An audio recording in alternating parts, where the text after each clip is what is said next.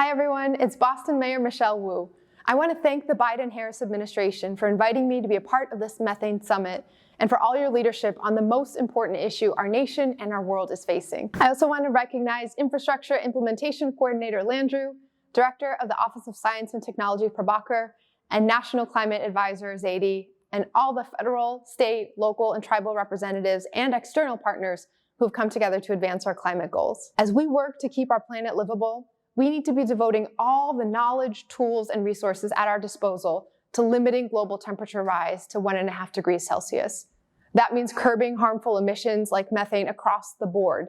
especially because doing so doesn't just protect our planet, it protects our people, and not just from rising seas, hotter summers, and stronger storms, but from serious respiratory and cardiovascular diseases as well.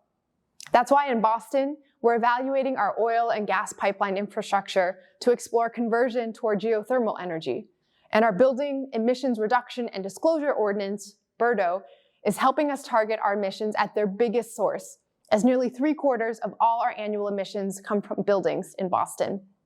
That's why we're requiring large buildings in our city to report their energy and water use and meet declining emission standards.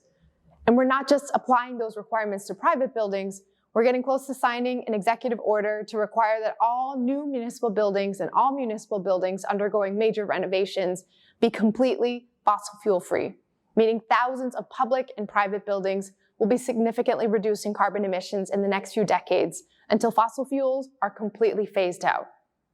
And we're proud to have opted into the Commonwealth's specialized municipal stretch code. So starting next year, all newly constructed buildings, regardless of size or purpose, will either be pre-wired for electrification, generate enough renewable energy on site to offset their footprint, or be entirely fossil fuel free.